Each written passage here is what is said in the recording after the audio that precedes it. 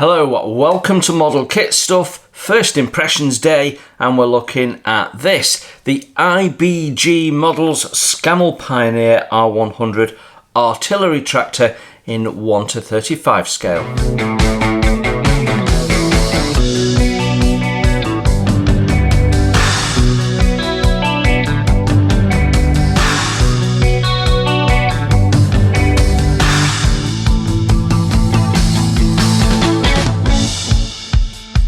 Hello, yes, another first impressions for you, and I bought this kit a little while ago and haven't got around to doing the first impressions until now, and I have to say I haven't had an IBG model for some time, so I'm quite interested to see what we're going to get in here.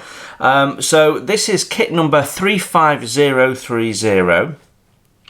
And we've got a lovely piece of artwork on the front there, showing the Scammell Pioneer not towing any artillery. But it does give us an indication of what we're going to get in the box with the camouflage and the markings and what have you. So a nice piece of artwork.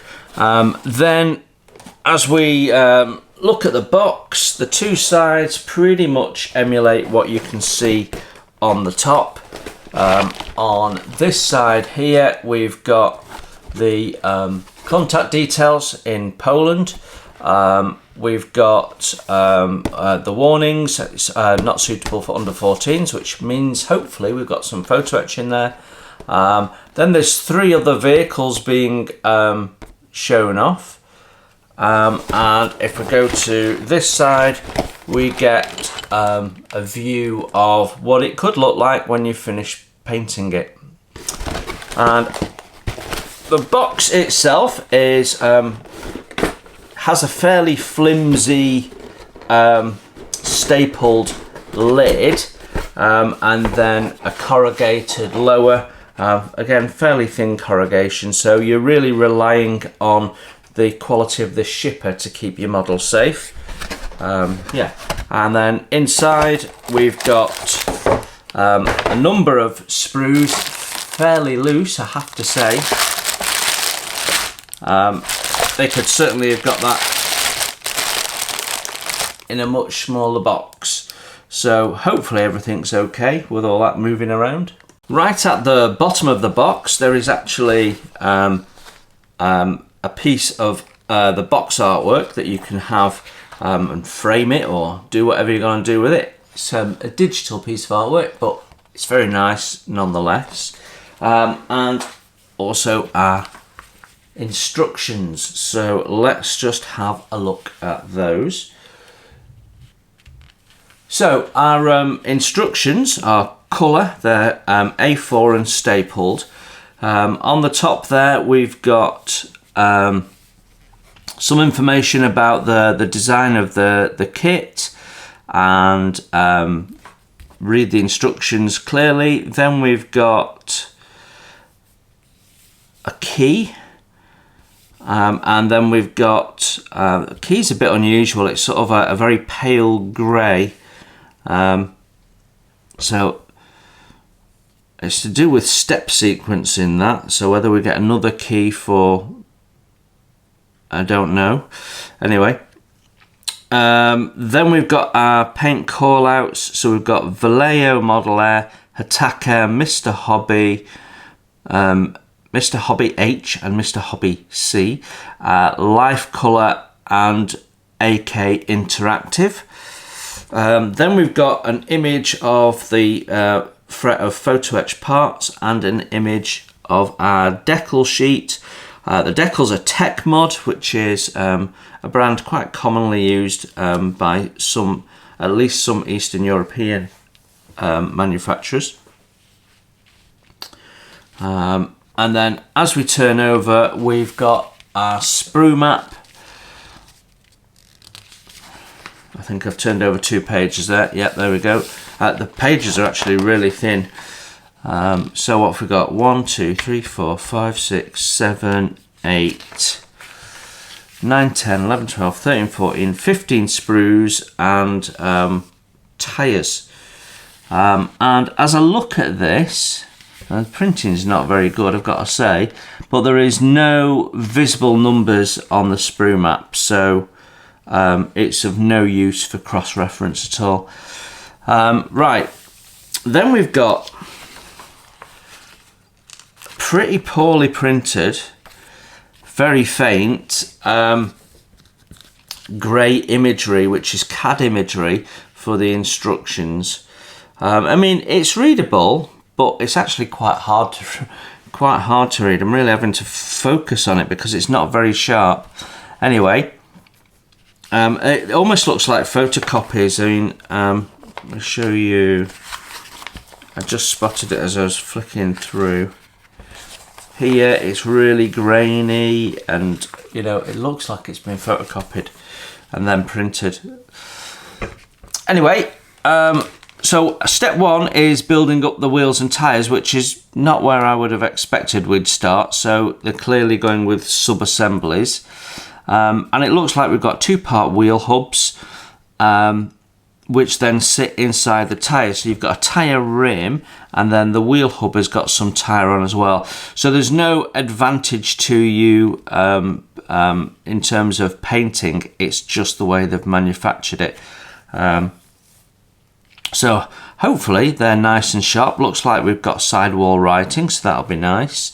Then step two, we're folding two pieces of photo etch. Step three, we're building up what looks like the fuel tank to me.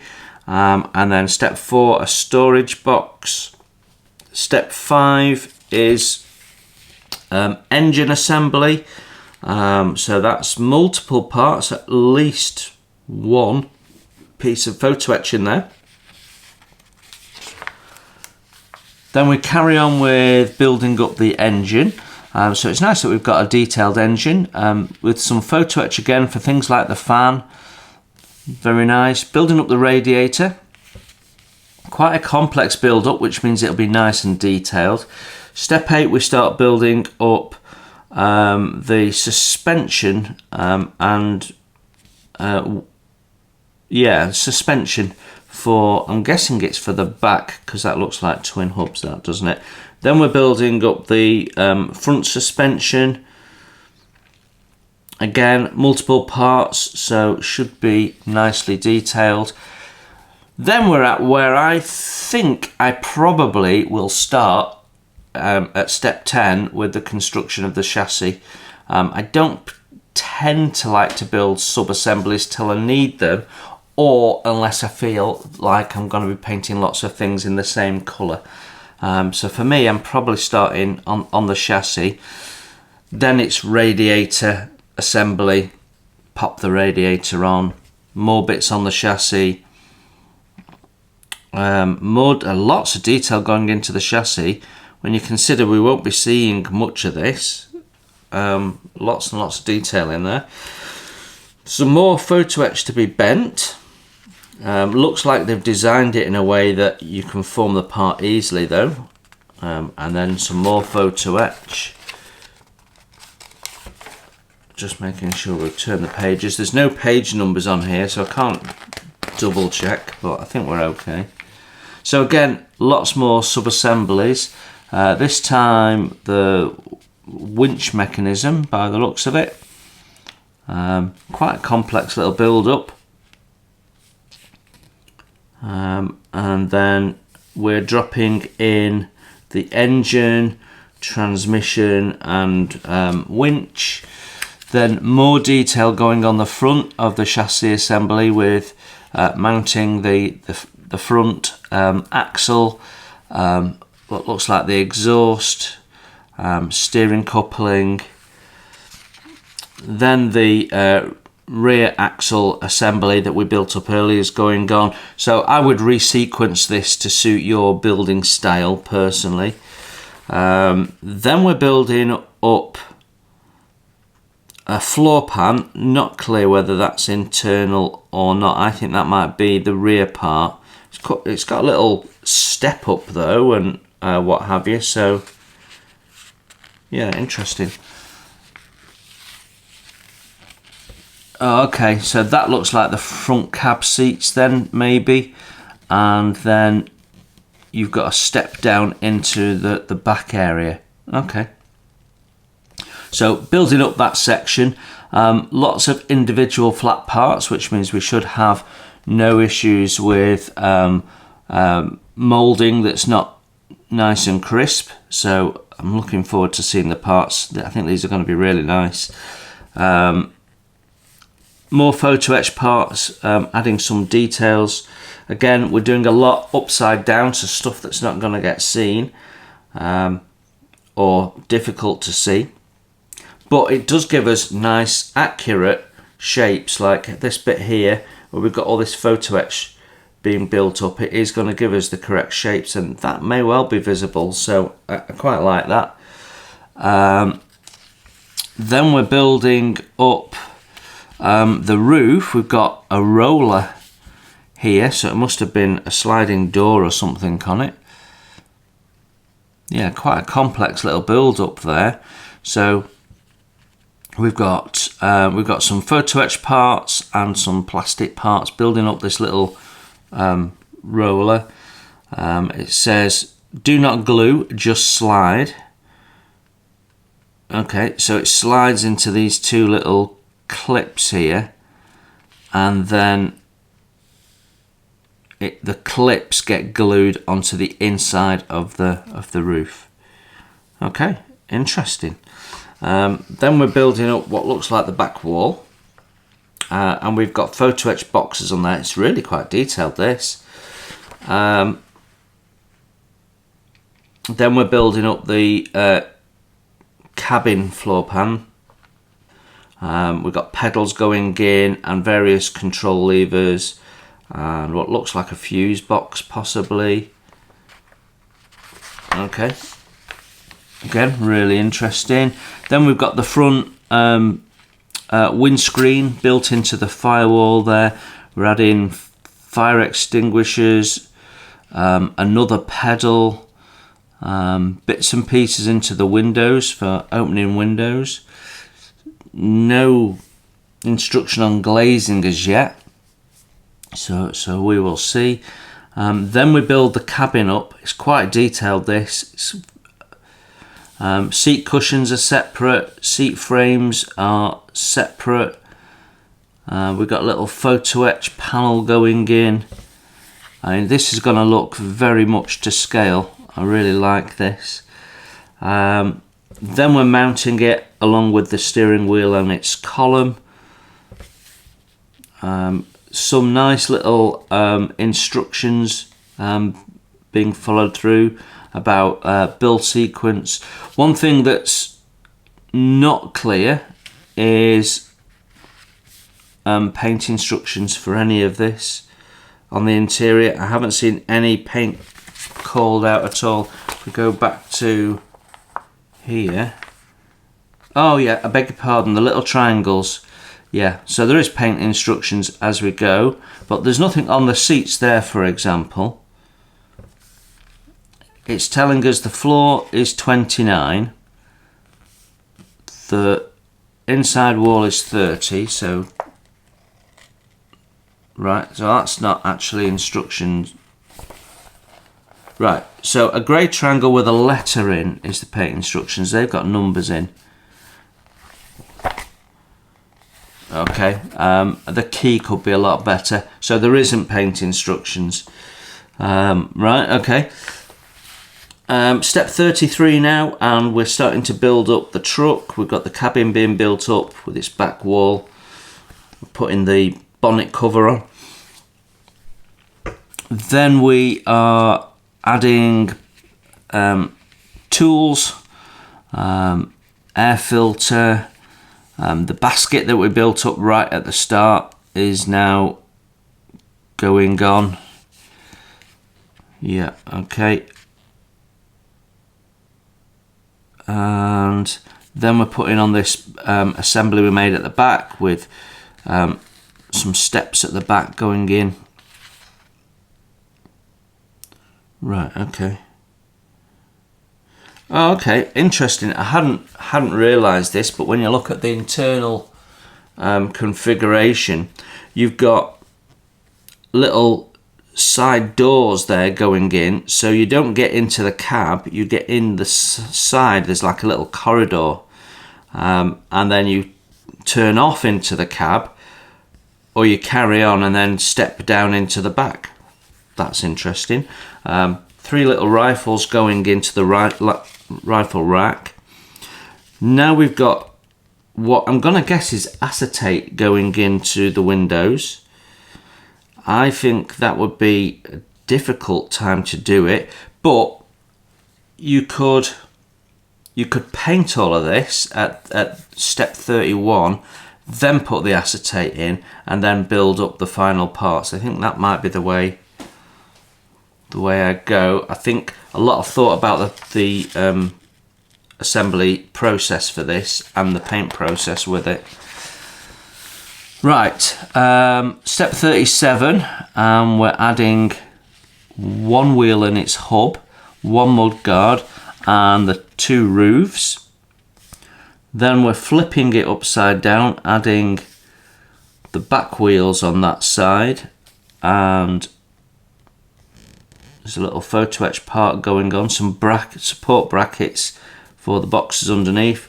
Then we're flipping it round and putting the rest of the wheels on, the next mudguard and stuff. I think this model's going to be extremely delicate. And so 39 steps in all, and it tells us that we've finished the model, and it gives us a couple of views so you get an understanding of what it should look like. Right. Next we've got the paint chart, and again the printing isn't overly clear. What they have done though is put it in colour, which is nice. So we've got external paint colours there. It says Scammell Pioneer R100 from the 52nd Bedfordshire Yeomanry Heavy Regiment Royal Artillery of 3 Corps of British Expeditionary Force, France 1940. Okay, and we can see, you know, where's got windows and where hasn't, which is a nice little touch. We've got detailed painting instructions for things like the tools, but no painting instructions at all for what's inside. I'm guessing it's all green. The main green G, which will be, what's G? Khaki green. Then we've got Scammell Pioneer R100 from the 61st Medium Regiment Royal Artillery of 1 Corps of British Expeditionary Forces, France 1940. So, okay, 2 France 40 versions. Then we've got R100 from 18 Battery, 56th Heavy Regiment, 2nd Army Group, Royal Artillery, Italy, December 43. Okay, so this is the one that's on the top box art. I recognise the decals. So 43 Italy, so whereas these two could be done with sort of muddy effects and in fairly good condition, because Expeditionary Force were using vehicles that have been well maintained, or you could go with the Italy one, which will be dusty. You'll have got more opportunity for wear and tear and paint chipping on that version. So, you know, think about what you want to do. And then we've got the 52nd Bedfordshire Yeomanry Heavy Regiment Royal Artillery of British 2nd Army, France, September 44. So that's a much simpler paint option for you, with just the black roof, green, complete green lower, the white recognition star. Yeah, okay, and of course that gets you back into sort of muddy, but you've got some opportunities for a worn vehicle, or a vehicle that's maybe come back from Italy and being repurposed in France and all of that sort of stuff. And then finally, so we've got some, what have we got in total? 1, 2, 3, 4, 5 paint options. We've got an unidentified Luftwaffe group unit, Crete, 1943. So captured vehicle, no doubt captured in Crete, and then repurposed by the German Luftwaffe. So yeah, okay, we'll talk about my thoughts on the instructions when we get to the other end. Let's have a look at the photo etch. So our photo etch comes in a heat sealed bag along with the decals. I seem to have a little crease in mine, so some impact from all of those parts being able to move around in the box has caused me some damage. So you can see something pressing down on it has caused a bend. Yeah, so something for IBG to think about there. The packing could be better. So we've got some photo etch. It's very clearly laid out, nice big numbers, easy to see. There is no relief. Oh yeah, there is some relief etching just where we're going to do some bending, I think, and then relief etching on the little dashboard area. So yeah, there is relief etching, and we've got folds pre-marked in, so should be very easy to work with.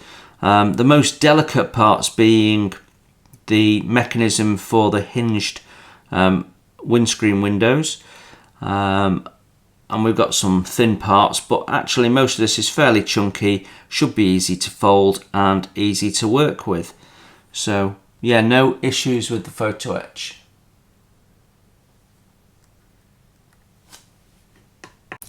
Decals, as I said earlier, printed by TechMod. They are really nicely spaced out with very clear numbering, so I like the layout very, very much. They look nice and bright, and they're not too thick.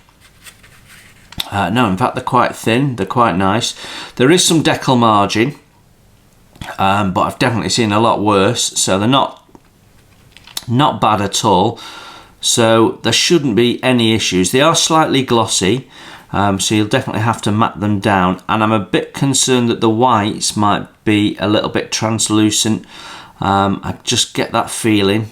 You can sort of tell. But yeah, otherwise it looks really okay. Yeah, I think the biggest issue, and it's not really a massive issue at all, is the margin. So on some of these things like this, you might need to be punching the decal out to try and remove the margin. But otherwise, very nicely done, I think.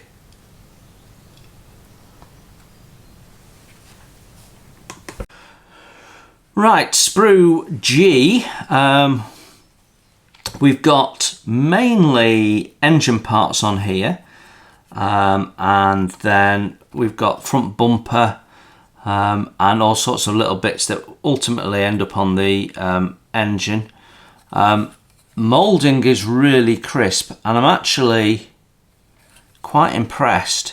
Plastic is really quite hard, and the plastic is actually it's strange. It's moulded with a lot of finesse and detail, but it's also really chunky and robust as well. So when you look at the thickness of the plastic, it's a really good thickness, and the same with the bumper here. You can see the detail, but it's really quite thick, which means that you've not got a lot of delicacy in the parts. So from a handling and assembly point of view, that's really helpful. But yeah, the really hard plastic will be helpful as well. Seam, yes, we've got seam. You're never going to get away from seam, but it's not overly done. I think there's a little bit of a lip on things like the air filter there, and I can see a stress mark here between these two sprue gates where there's been some pressure on this at some point, but it's all very clean. There's no flash, there's no sink. He says, then spots that there's some flash in that opening there, so that should be square, and when you look at it on the inside you can see that it's flashed up. But we have got decent detail in here. We've got fastener detail and what have you. So yeah, fundamentally very nice actually. So let's have a look at sprue H now. Sprue H has got some of our spring suspension on. As always, quite a bit of seam to clean up, but at least we've not got slip mould. It's nice and aligned, so should be easy to clean up. And we've got some tanks. We've got the feet for the seats there. They're nicely done. Cleanup's going to be minimal, to be honest, because the seam is quite light, and with the hard plastic you can just scrape it off and you're there. Nicely laid out sprues actually, lots of space between them, so you can get in nice and easily. There's no recycling on these sprues at all, so these will just have to be binned, unfortunately.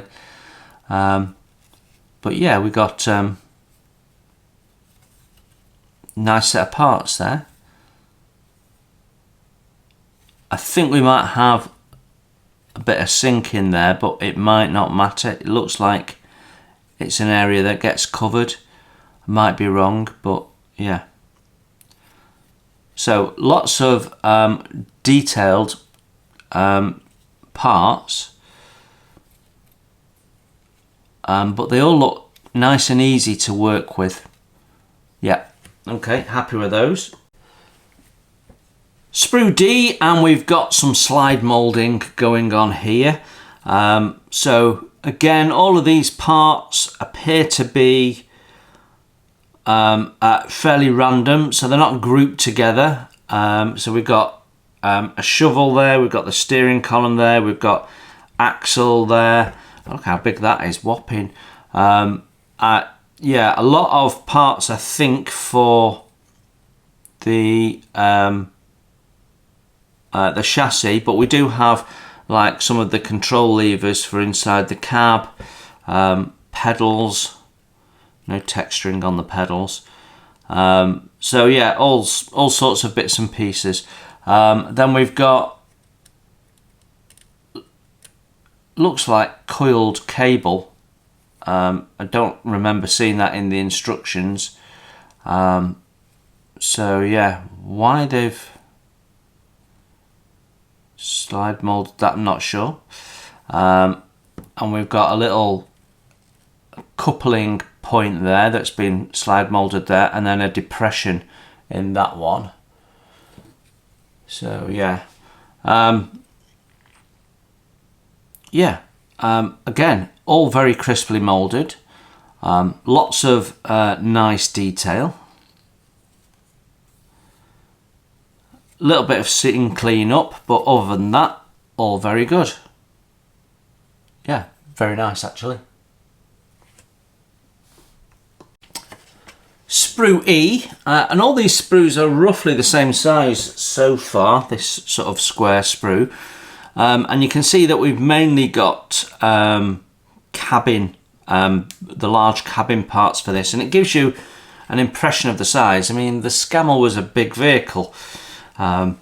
So we've got the roof section there, which is really nicely done. You've got all this rivet detail on the top, and then when you flip it underneath, you've got the detail of the support structure, the framework in the roof. How often do you see roofs that have nothing more than a couple of ejector pin marks in it, and that's it, and they're totally smooth and featureless? So I really like that. Nice wood floor done, so you can have a little bit of fun with that, I think, in terms of weathering. We've got a built-in, I'm not sure it's a pedal, it might be just a footrest, but it could be like the starter pedal or something. So some details in there, all really crisp. Then we've got our front piece there for the windows, and on the back lots of details. I think the two things with the ejector pin marks have parts go on top of them, so no issues. Yeah, really nice. And look, I mean, even this bit here, which isn't really going to be seen, it's underneath. No ejector pins in the visible areas. Really nice. Then the cab sides, again, all raised rivet detail. It's really nicely done. Nice framework. Yeah, and then you've got the interior there with some form of latch and what have you. Really nicely done. And then we've got couple of very large brackets. I think that's part of the steering front suspension, I think. Might be wrong. So yeah, again, parts are really nicely done. Have no issues with the parts at all. Very nice. Sprue F, and we've got again a range of parts. We've got suspension, some pipe work, parts for the front suspension, bits for the winch and the radiators. I mean, how nice is that? Separate parts there. That'll look so authentic. Some really nice parts. But the stars here are the two front mudguards, which are slide moulded, so we've got no ejector pins in them, so no silly clean up. They are really, really nicely done. Remove the sprue gates, give them a sand down, and they're going to look stunning. That is such a nice little idea, doing that. Very, very, very nice. Very, very nice. The gear is well depicted. Again, no issues. It's just a bit of gentle seam removal and you're away. Really like these parts. Right, our next sprue is P, and we've got the two main chassis sides, two of the body sidewall pieces, and then various bits that go around them. Most of these being wooden. Can't remember what that is. But yeah, all very nicely done. Lots of detail on both sides. No ejector pins again. And what's really impressing me is there's an ejector pin point on the end of pretty much every sprue gate, and it's keeping the parts so clean and clear. Really, really nicely done. Again, another sprue the same size. This is the last one that's the same size, but so far everything's been this standard size. There is a couple of ejector pins on the inside of the frame here. These are the first parts we've seen with ejector pins on, but they should be either easy to cover up or easy to fill. So I don't think they can get away with it, and yeah, won't be a major issue at all. That. Just a load of lovely parts again. Right, now our sprues start changing sizes. So this is a larger one, sprue Q. We've got the roof of the main body section. Again, it's so lovely with all the ribbing and the fastener detail. It somehow feels a bit too big for 1:35 scale. But it's just a reflection of how big the vehicle was, I think. I mean, I've only ever seen a handful of Scamels in museums, and they're always imposing vehicles. We've got the little runner there for that beam, sliding beam. We've got the back wall there, nicely done. And the parts for building up the floor pan. Yeah, it's all nice, all minimum cleanup. Sprue gates are nice and thin. Their positions are well thought out. Yeah, I'm really quite impressed. Really quite impressed. We do have on the underside of the floor pan, which again has raised fastener detail on the underside. I mean, it's impressive. Couple of ejector pin marks, just two, but on a big flat area, so fill and sand dead easy. yeah, like it a lot. Right, the next 3 sprues are all doubled up, so we have 2 of each of the next 3 sprues that we see. This is sprue M, and we've got the rear axle parts here, and the hubs. We've got what look like the seats. There's no texturing on the seats, so if that bothers you, you might have to do your own texturing. So there's various ways of doing that. A bit of milliput, or wrap it in foil and put creases in. It depends on what you want to do. We do have some sink in this part. Whether it's an issue, I don't know. It'll be easy to sort because it's a big flat area. Yeah, you see that? So you could just put some filler in and skim that. That's not a problem. Couple of rifles there. They're not bad. Obviously they don't have straps, so you'd have to add a strap if that's what you want to do. But yeah, they're okay. I've seen better. Then we've got a slide molded roller. Can't remember what that was for. Was that for the roller? No, we built that up separately. No, not sure. Little parts there that go on the suspension. We've got a foot pedal. So the parts are a little bit all over the place. Fire extinguisher. That's quite nicely detailed as well. Yeah, not sure what those are. But yeah, nothing wrong with that. I think that's the headlamp. It's bent on its sprue gate, but it's just the sprue gate that's bent, no damage. Yeah, very nice. And sprue R is tiny. And we've got a small selection of parts here, some of which build up to go underneath the back section. 2 of these feel like they're probably seats or something, but not sure. The little mounting points and all sorts, really nicely done. Lots of detail, and it's just lovely. It is just lovely. Then our final sprue K is the wheel and tyre inserts. So sidewall writing, nicely done. We can see the Firestone logo, all looks really nice. And then we've got really nice bolt detail on the hubs there.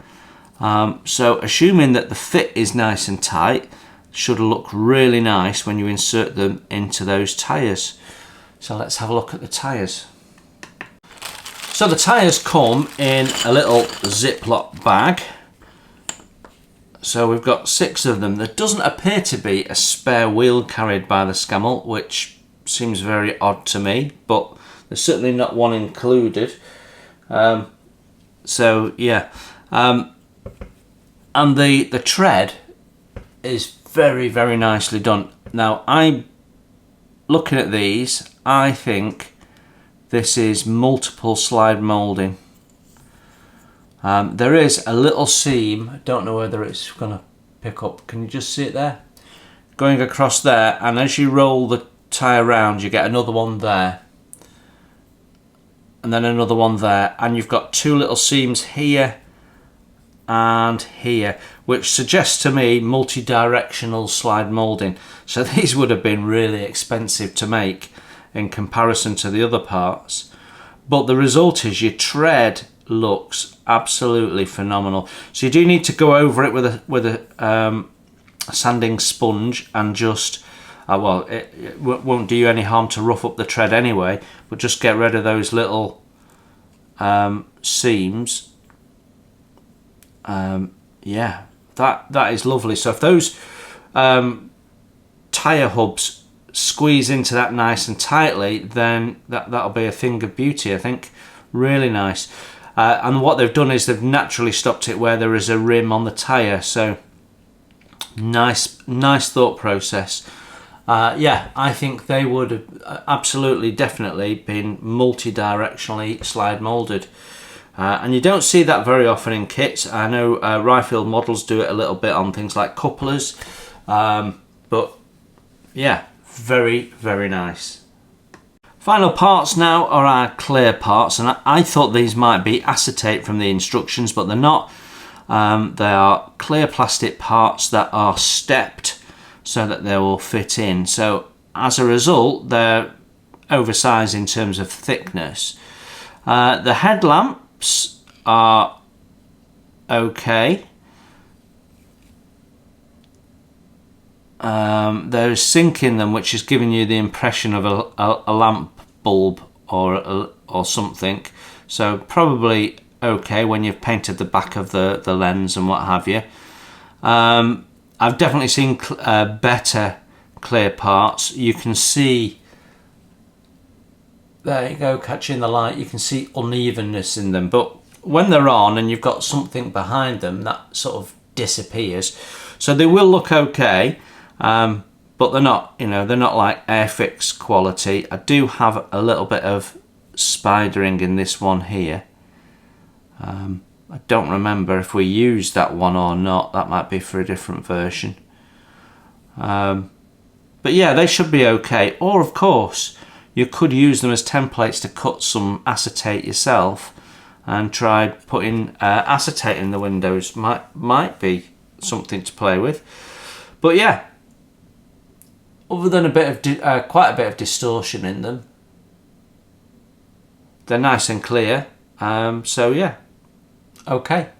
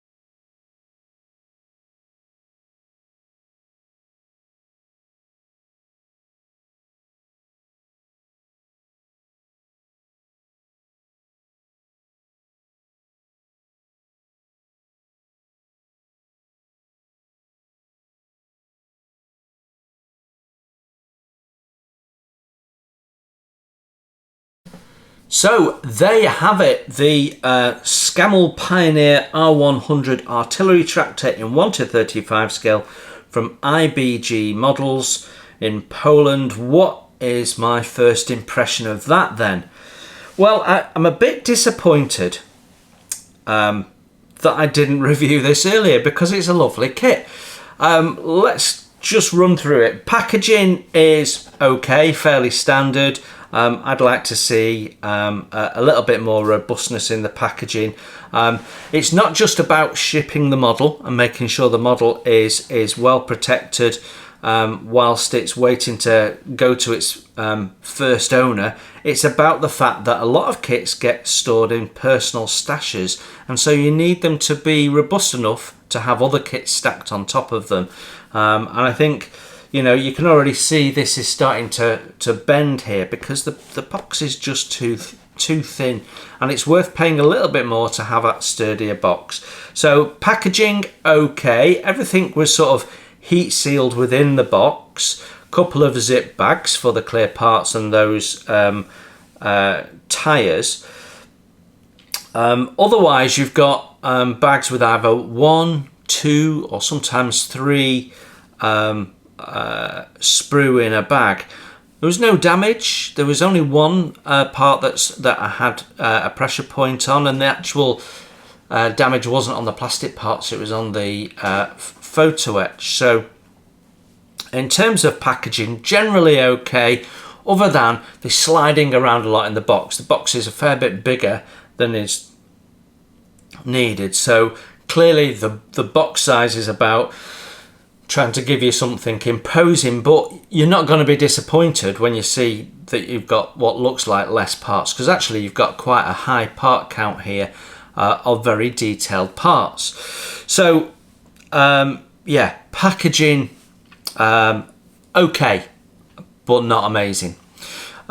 Instructions, probably the weak point of the kit, if there is one, is the instructions. I'd like to see paint instructions for the interior, because I've got no idea what colour I'm doing those seat covers, for example. Is the steering wheel black, melamine, or is it a wooden steering wheel? What is it? So I've got to do some research. It's a bit of a shame, because I'd very much like not to have had to do that for the manufacturer, who's clearly done research on the vehicle to get all the parts right. Needs to be telling me what colours to paint. I think the key, the building key, is a little confusing. The pale grey doesn't work particularly well when everything else in the instructions is pale grey. So I thought the instructions were a little bit difficult to read, and the quality of the print was it could be better. However, it was clear enough that you could understand what was going on and actually build the model. So let's not go over the top with that. The only other thing with the build instructions is the build sequence is a bit questionable in places. They've gone for sub-assemblies. Depends on how you build your models, but if you build your models and you have several builds on the go, you don't want to be storing all those parts. So I think some resequencing by the modeler to suit their need is absolutely a fundamental requirement. So instructions definitely could be improved in a number of ways. The colour paint instructions at the end are quite nice, but again, just not quite detailed enough for me. But yeah, all in all, again, okay. Decals, nothing wrong with the decals. They look really quite nice. Better than Tamiya decals. Not as good as Cartograph decals, so a good middle road. So no issues with the decals. They look nice and clear, nicely laid out. So yeah, all good with the decals. No issues at all there. Photo etch, again, very nicely laid out, nice and clear, well thought through with fold lines in, relief etching for the details that need it. The little dent on it is unfortunate, probably can work it out, hopefully.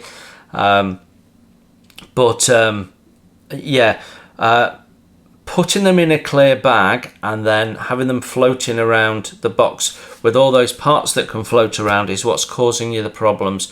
So possibly putting them inside the instructions, in the middle of the instructions, you wouldn't have got that impact damage. And when I say possibly, I'm absolutely 99% sure that if they'd been inside the instructions, they would have been better protected. Mini Up put them in a little cardboard folder, and it's just for that. It's for protection of them. And I think that's sort of the way to go with this, is either put them in the instructions so there's some padding around them, or put them in a little cardboard envelope to protect them. But I could say that about almost every modelling company. Almost every modelling company does not protect its photo etch properly. There are some exceptions, Mini Art we've just mentioned, Trumpeter, but yeah, a lot of companies out there are not doing the right thing with the photo etch. So I can't massively criticise them for that either. That then gets us to the plastic parts, and the plastic parts are gorgeous. They are really, really nice. They're crisp, there's no issues, virtually no ejector pin marks. All you're doing is removing the sprue gates and the seam, so that's as good as it gets. Nice and crisp. The plastic is nice and hard, so it's going to be great to work with. I think they're absolutely the highlight of the overall package, and that's good because that's the main thing that you're paying for, isn't it, at the end of the day. So if it goes together as well as it looks, then I think you've got a model that will be both a real triumph in its authenticity, but also a little bit delicate in places. So yeah, it will be interesting to see how it builds up.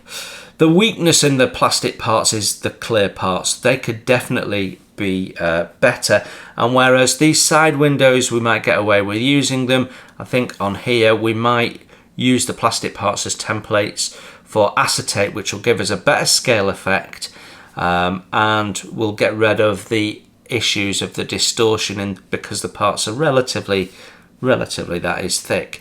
There are details missing, so glaringly as you look at this beautiful bit of artwork, we don't have the windscreen wipers, at least I didn't see them. So it's probably worth having a look around and see if there's some photo etch. I've not looked. I'd like to think Edward have visited this, which would be nice if they have. See if we can track down one of those photo etch sets, which inevitably will have those on, and maybe some wiring that we need in places like on the engine and what have you. So very nice and clear done model. I think it will be a joy to build up. Lots and lots of detail, even where some manufacturers don't bother, like roof linings and things, they've covered it. I'd love to know what goes in the back body section there, and this is designed to tow artillery, so you may want to get an artillery piece to display with it. I think that might be something I'll think about, but I'd like to know what goes in there. What sort of stowage is in there? Is it equipment? Is it sleeping area for the crew? What is it? So I'd like to find that out. But the actual model itself, really, really lovely. So it's been a while since I've built an IBG model, so I'm really looking forward to tackling this. And yeah, I have another Scammell, which is a Thunder Models one, and it's interesting to see the different approaches. I think this will be easier to build than the Thunder Models one, definitely. So I think the balance is right there. Lots and lots of detail, but not difficult to build. At least that's how it appears from the instructions and the quality of the parts. So yeah, I'm mightily impressed and looking forward to building it, and probably looking forward to some more IBG models in my stash as a result. Okay, so I hope that was useful and interesting, and you now know everything you need to know about this kit if you were in the market for getting it. And if you weren't, after watching this, you probably are. Thanks very much for joining me once again. Don't forget to hit the like button. It really helps the channel, really helps people see this video, and I greatly, greatly appreciate it. So thank you very much. In the meantime, you enjoy your modelling, and I will be back with more first impressions and lots of other stuff very soon. Bye for now. Thanks for watching. Please hit the like button and subscribe if you haven't done so. It's free, and that way you won't miss my first impressions, my tool reviews, my product reviews, and any of my builds, including wooden model kits as well as plastic. It's all free, and if you'd like to support the channel, you can hit my PayPal link in the text below. Every pound goes straight into the channel to keep the cameras rolling and to do more fun stuff for you to watch.